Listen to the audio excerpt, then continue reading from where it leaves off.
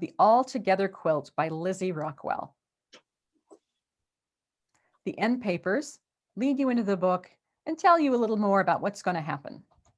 And I had to include the title page because I loved the illustration of that young girl holding up her quilt square and the sewing machine and all of her materials. Jennifer and her friends meet on Fridays at the community center. They're making a quilt. Everyone works together. First, Jennifer picks a fabric from the dark colors. Fran picks a fabric from the light colors. Jennifer traces a shape on dark fabric, then she traces a shape on light fabric. Fran cuts out two shapes. Jennifer pins them together and Fran sews them together. Richard and Maurice work together. They trace and cut and pin and sew. Look, two triangles together make one square. Two rectangles together make one square. So here we have the names of the pairs and their quilt squares, Jennifer and Fran and Richard and Maurice, and so on. Together in pairs, they make 8 squares, except for Nika. Nika works on one blue square. She uses pencils and paints and brushes. Next, they arrange the squares. They turn them and move them this way and that. There are so many combinations. The last one they try is their favorite. This quilt will have a border around 4 sides. Jocelyn measures and Anna cuts 4 white rectangles. The pieces look plain, but not for long. Anna helps Jennifer cover the palm of her hand with paint. Jennifer presses her hand onto the fabric. Friends are invited to make handprints too.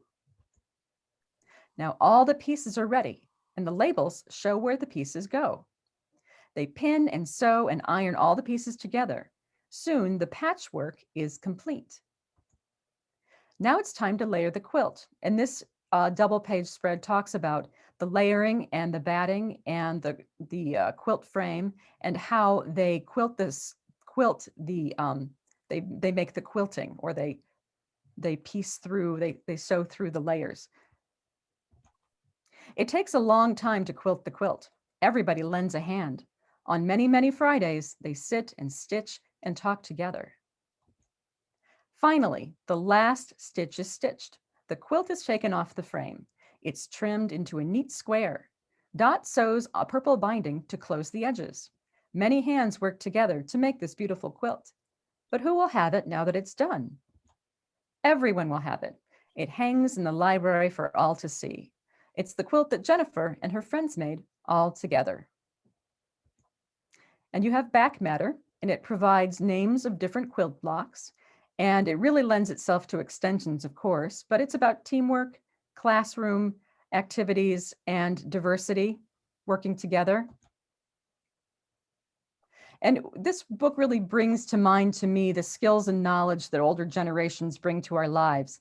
And when we lose them, we lose their skills before other people have a chance to learn them. It's also about sequencing and patterns, fine motor development. Tangrams can be used.